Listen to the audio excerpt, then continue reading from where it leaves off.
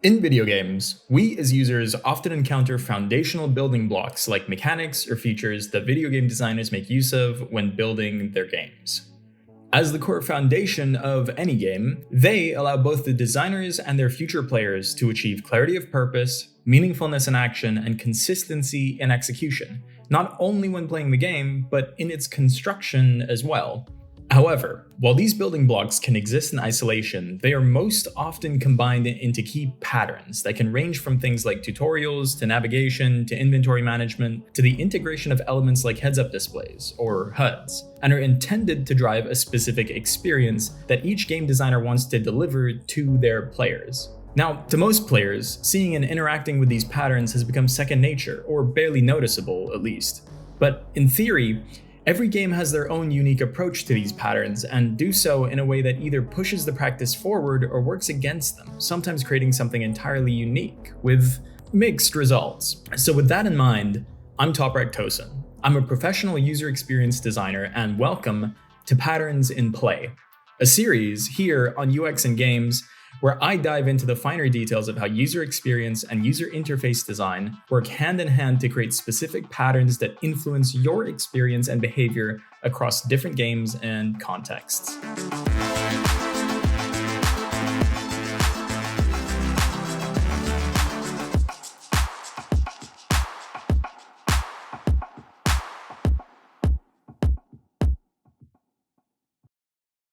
First, we're going to look at the why. What spurred these patterns into existence and the problems we faced, as well as the issues they were created to solve? Then, we look at the how behind the ways we tried to fix these problems, like alternatives, core issues, and concrete points of action we landed on to use as reference points of our progress. And finally, we end with what we eventually landed on, like some solutions we see in video games today and how game designers have addressed each of these points individually. So with that in mind, today, we look at what is often the first thing players encounter when starting a game: menus. And to do so, we need to go all the way back to 1962.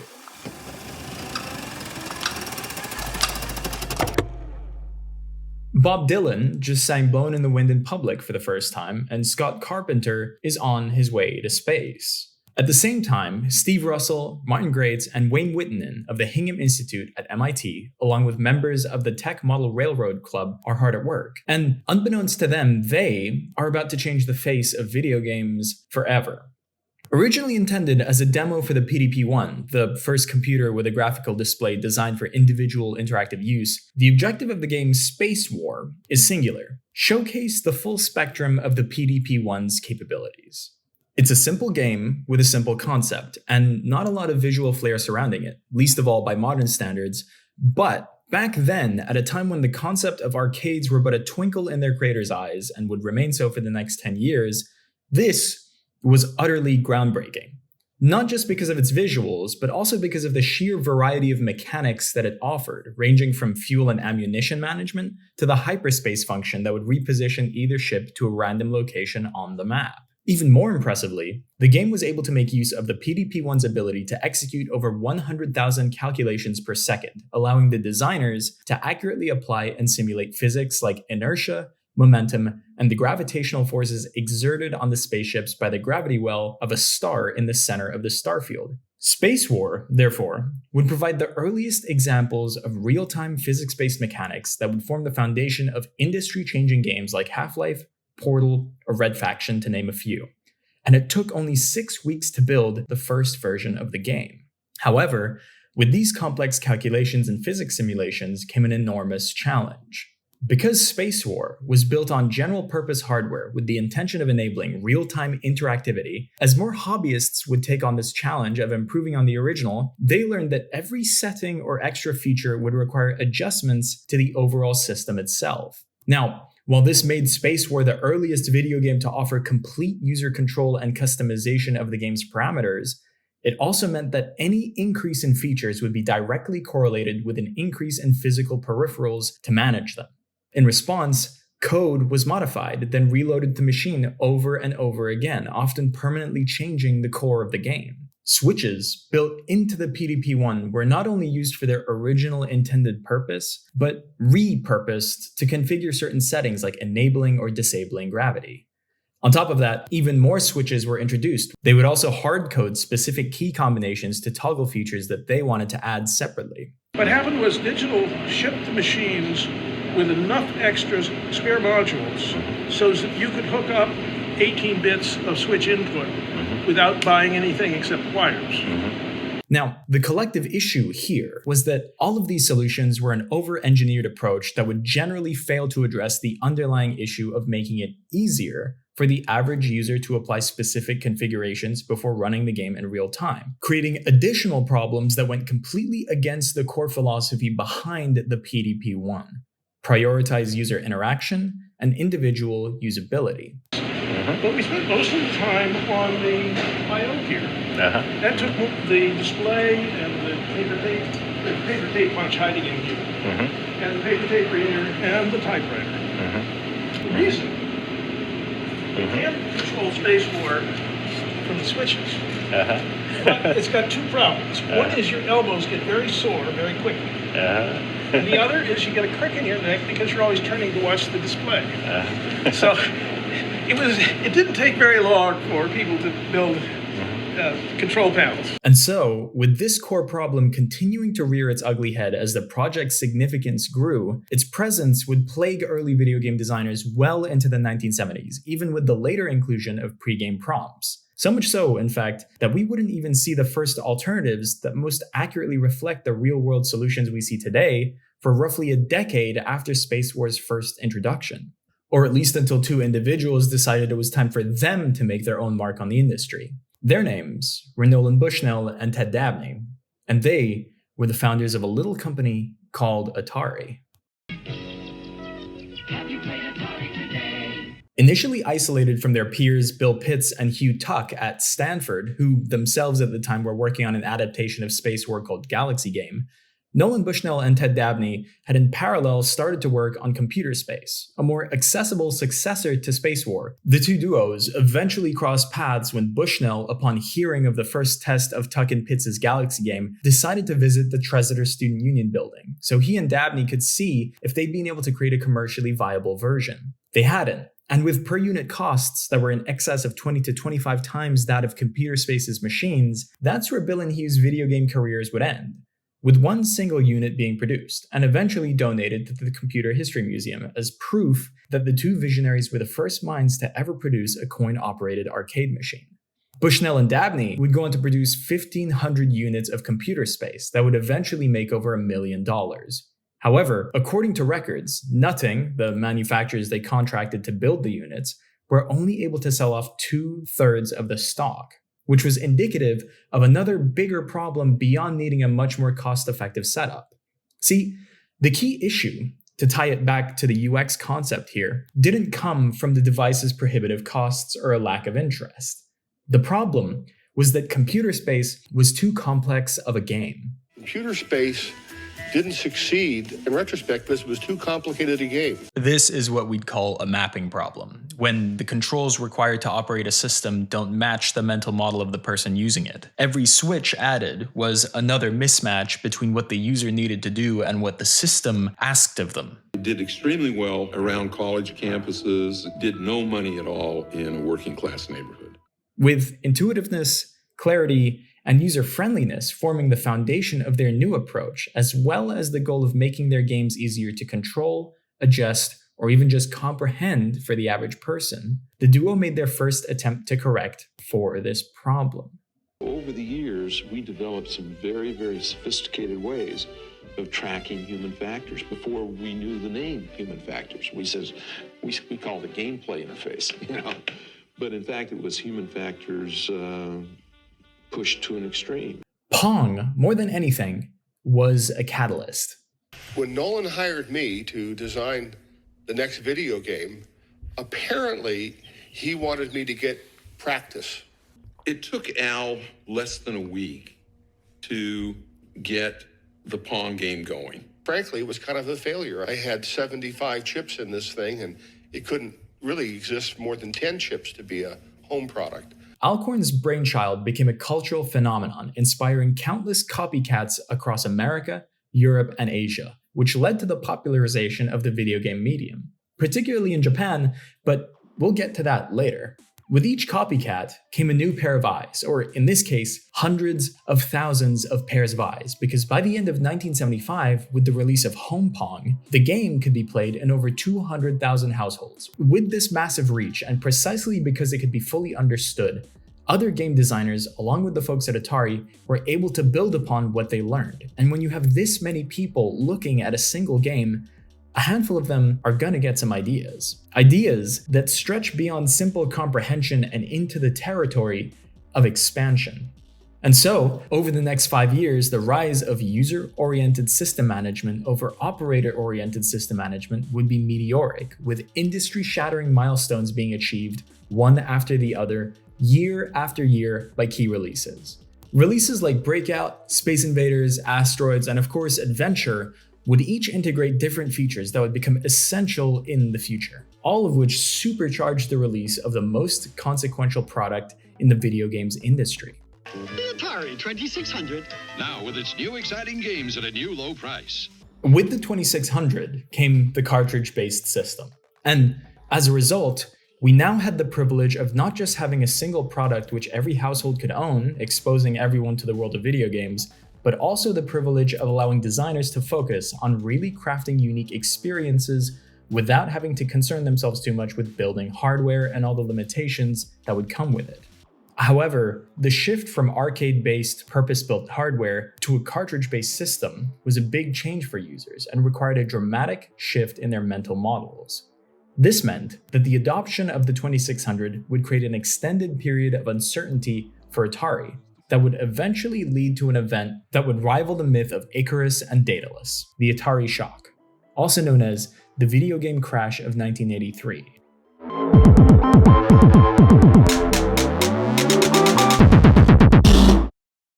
Bushnell decided to seek help, and Warner Communications were already at his door, practically begging him to take their money.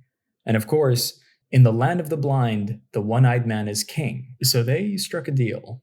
It was like packing a prop plane with rocket fuel. And because Warner wanted to move fast, Bushnell was forced out, along with his innovation-focused mindset, which opened the door for Warner to achieve an absurd rate of expansion. See, while the executives from Warner were reveling in Atari's success and popping bottles of champagne left and right, they made one fatal flaw. They failed to recognize that the market was being flooded with low-quality games that were rushed to meet demand, driven by their very own marketing tactics. This demolished Atari's credibility in the market, effectively evaporating all $1 billion of Atari's financial runway in a shorter time frame than it took to create the 4 games that were emblematic of their success, which I mentioned earlier. For the next few years following the crash, we were left licking our wounds, picking up what pieces were left, handing out hardware to anyone that had storage, and selling off parts of companies that once dominated the technology landscape to the highest bidder for pennies on the dollar.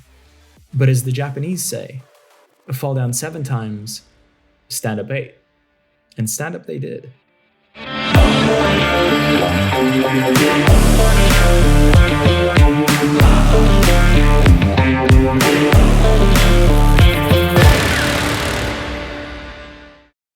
In 1985, Nintendo introduced the NES, and after the Atari shock, they took a completely different approach to video games, focusing on quality control, better hardware, innovative games, and iconic franchises, all of which were part of this new software-centric philosophy that was driven by menus, start screens, and user interfaces that would work hand in hand with technological advancement to allow hardware to remain a key component without becoming a limiting factor, giving game makers more room to focus on what was important, the games. And at its core, at the root of all of this, the NES would feature a default startup screen, which allowed for a more polished, user-friendly experience that translated to games such as their flagship offering, Super Mario Bros.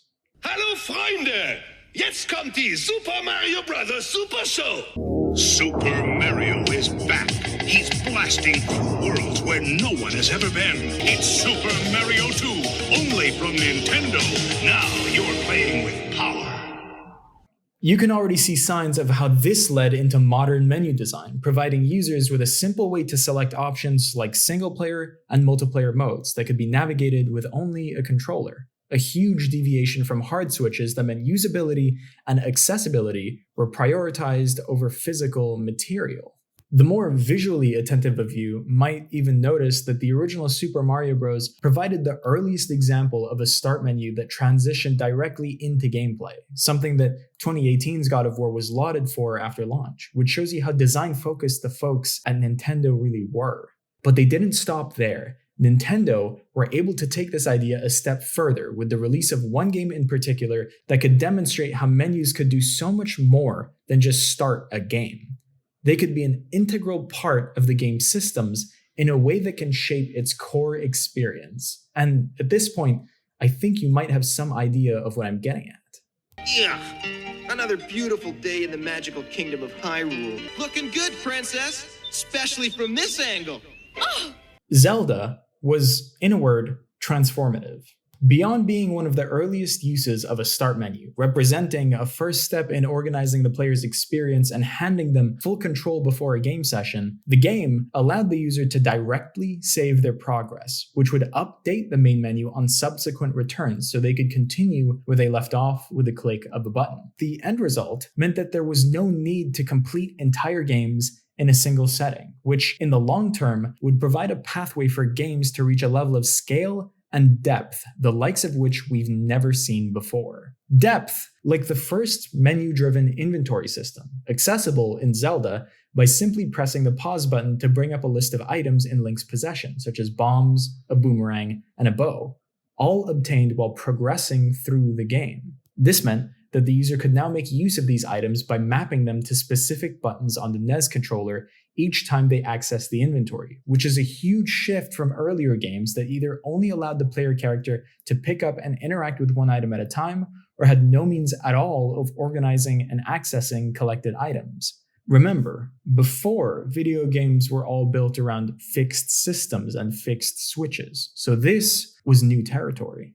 But that being said, I'm veering a little too far into the realm of inventories, which deserves its own topic and video for another time, so let's roll it back a little. Where previously, games were jarringly narrow in their scope by comparison, Nintendo had essentially created the first example of persistent state, the idea that the system should remember who you are and where you left off. Today, we consider this completely basic, but in 1986, it was revolutionary. Taking what we've learned from the past, we can now build out a reason for why we had to start looking at new solutions after the early arcades, Atari, and Nintendo. Number one, early games were not able to offer settings customization or mode selection without the assistance of an operator.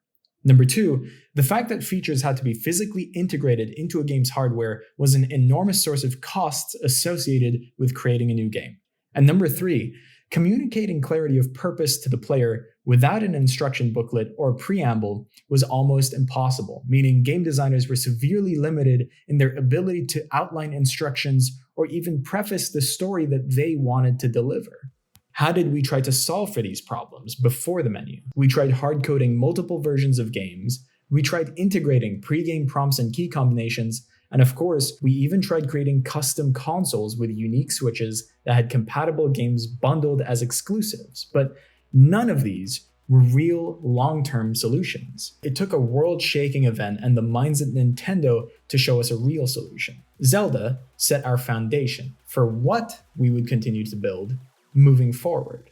From here, it becomes less so a series of enormous steps towards an ideal universal menu and more of a series of pivots that are based on a handful of factors, like a need to refine core menu functions for accessibility, a need to set user expectations and drive immersion, a need to account for new tech like multiplayer capabilities and customization, and most importantly, a need to adapt for genre-specific needs. So with that, we're going to explore some of these pivots or variations, starting with some fundamental refinements to the original main menu.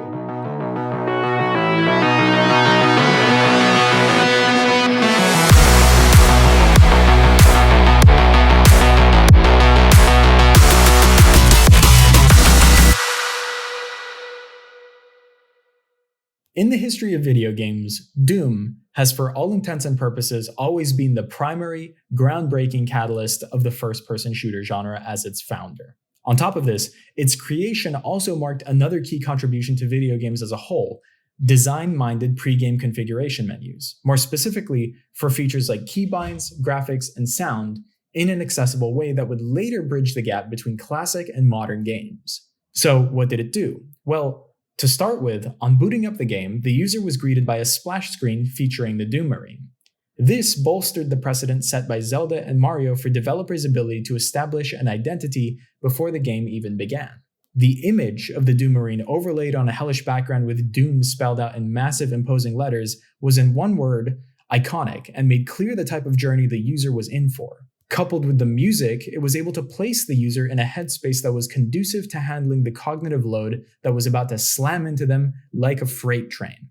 Now, some will point out that the gameplay running in the background is distracting, and for the most part, I do agree, but when observed as a product of its time, it did serve a very clear purpose: to demonstrate to the user what the actual game was going to be like, and to showcase the technological marvel that Doom was at the time.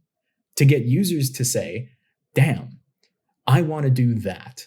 The rest of this menu experience is built to get the user into the game quickly. It's built to be simple and highly responsive, with options for new game, load game, and options, refusing to overwhelm players with unnecessary information and excessive depth, which is in huge contrast to modern menus.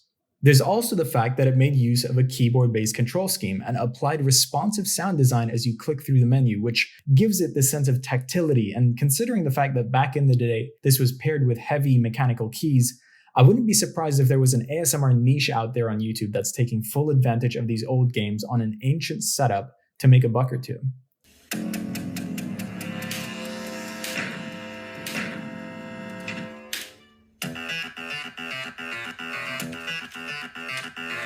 This philosophy is reflected in its modern counterpart as well, Doom 2016, where the menu is just as, if not more responsive as the original. And as the cherry on top, since the Doom identity is already established, they were able to forego the distracting gameplay and instead build up the atmosphere alongside a metal soundtrack that absolutely fucking slaps, and no one deserves to miss out on this auditory experience regardless of whether or not they give a fuck about video games at all. But I'm getting a little carried away here.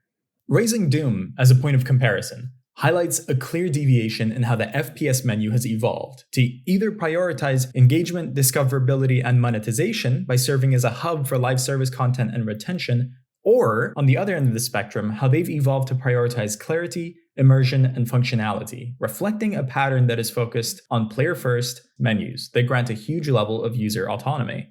For example, contrast Doom's clean and simple design with the disastrous approach modern Call of Duty games have taken.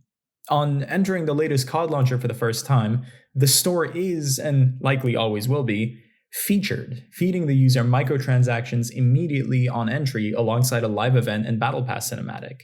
They then recap the Battle Pass with a pop-up box and lock the continue button for a few seconds, which, why? After which, the user is dropped off inside the Battle Pass tab of the main menu, requiring them to tab back through all of the other tabs available before they hit the play tab, at which point they can finally continue with what they originally wanted to do: play the game. See, Call of Duty's menus are designed to push anything and everything except playing the actual game.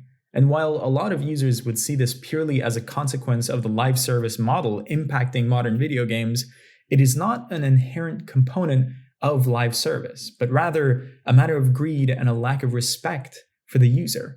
Other FPSs outside of Call of Duty have naturally gravitated towards multiplayer experiences, but not all of them have fallen victim to this terrible design, pivoting their menu design to suit quick entry, low friction, and a minimum level of pre-game preparation required to compete against other players, and have done so in a way that allows them to capture this widening of scope from high over general settings like those found in the original Doom to more detailed, granular, and specific adjustments without sidetracking the user from playing the actual game.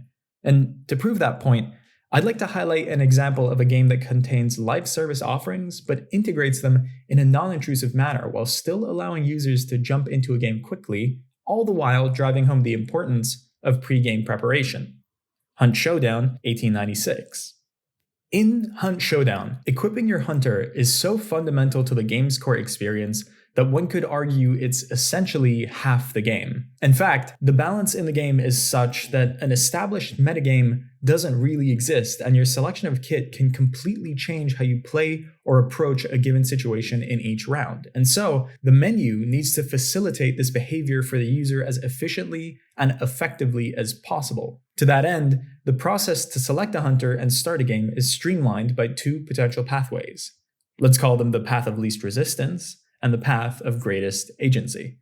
The path of least resistance allows you to select one of 4 free hunters, each of whom come pre-equipped with a trait, or perk for you COD players, and a selection of weapons for close, medium, or long-range engagements. To take this path, the user clicks Recruit Free Hunters, they select a hunter, they hold circle, or B, to go to the play tab, and they hit square to search for a teammate or a game, and that's it. 4 clicks and you're getting into a game. The path of greatest agency, however, allows the user to make each of these decisions themselves, demanding a bit more time in exchange for greater freedom before the user is able to get into a game, thus allowing the user to prioritize what matters to them instead of forcing them into what the designers believe they should do. This path allows them to click Recruit Hunters instead of Recruit Free Hunters, select a specific hunter, and after selecting a hunter, populate their entire loadout individually, selecting up to 4 tools, 4 consumables, and any combination of weaponry that totals 4 weapon spaces. Now,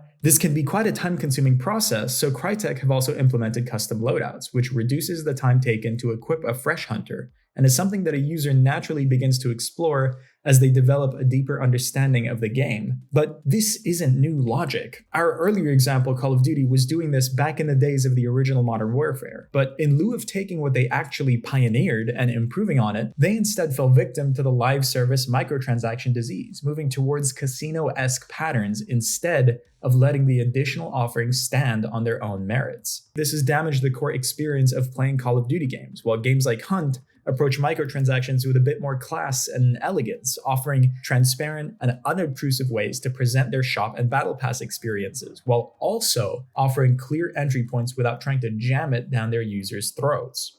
To give another example, in Hunt Showdown, locked hunters are filtered out by default to reduce clutter in the loadout menus, and purchased weapon skins as well as charms are placed behind a shortcut, not front and center. Both of these things avoid exposing the user to what are essentially unusable placeholders in the selection screens, while in contrast, a game like Call of Duty has every single operator visible in the selection screen at all times, including those exclusively linked to battle passes, and even gives them priority in the hierarchy of the selection screen to encourage this sense of FOMO, or fear of missing out. It's a pattern that's also used in modern-day fighting games like Tekken, but it's more subtle, and the overall user experience doesn't take as much of a hit, which actually serves as a great segue into the evolution of menus inspired by the fighting game genre. And games like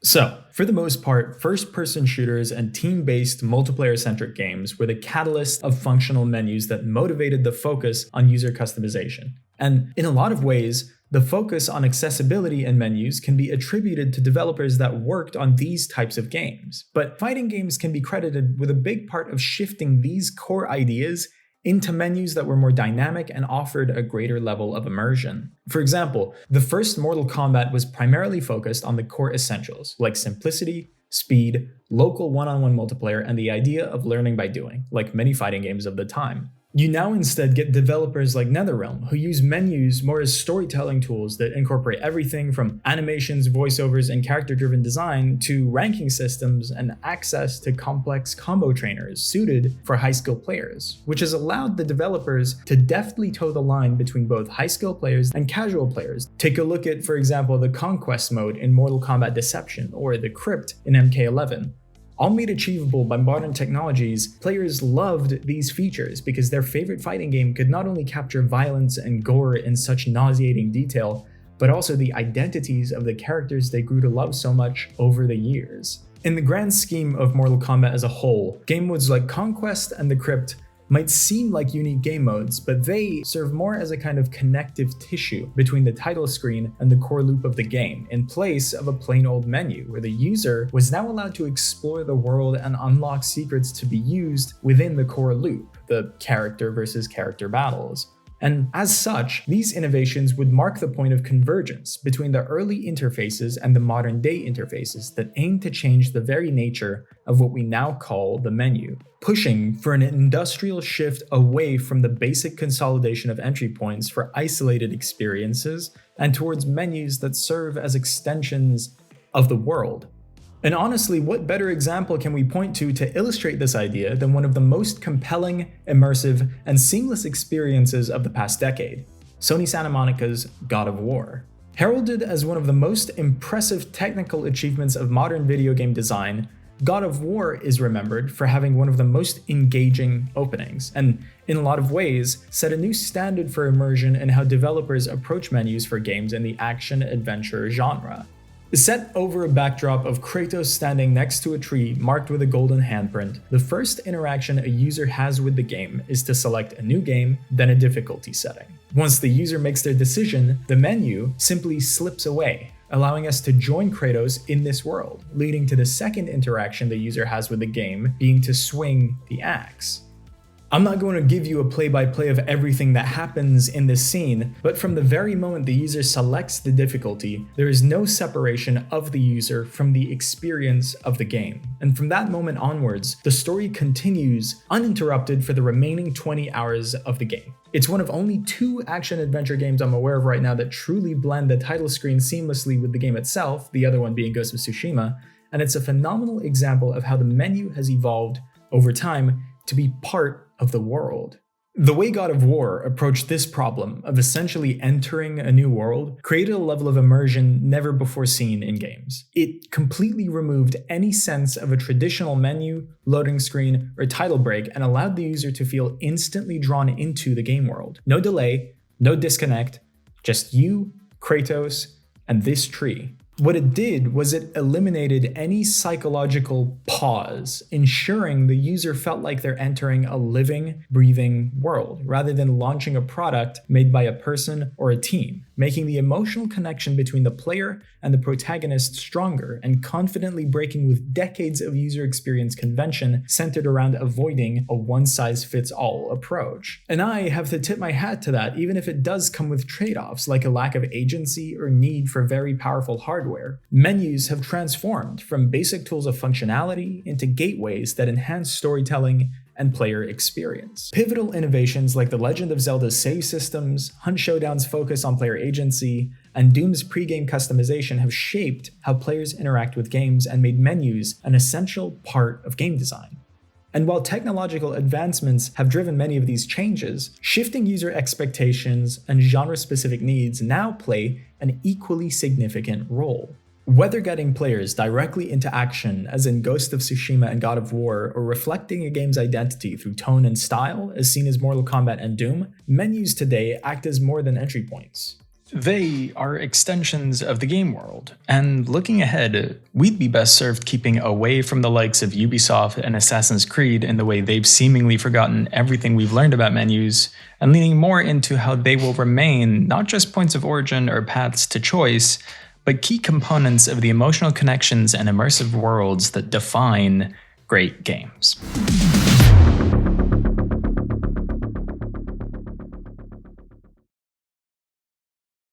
So that's it. This was the first episode in a new series here on UX and Games, so excuse the honestly pretty severe delay in getting it out. It took a lot of research, sourcing of footage, and a whole new identity design process, but it was also one of the most interesting, engaging, rewarding, and yes, sometimes painful projects I've ever done. As per usual, however, thank you all for watching, and if this video taught you a little more about what makes your favorite game so compelling, or showed you how you can make better games, Drop a like. If it didn't, let me know what you'd like to see done differently, and of course, leave your thoughts in the comments below so we can have a chat.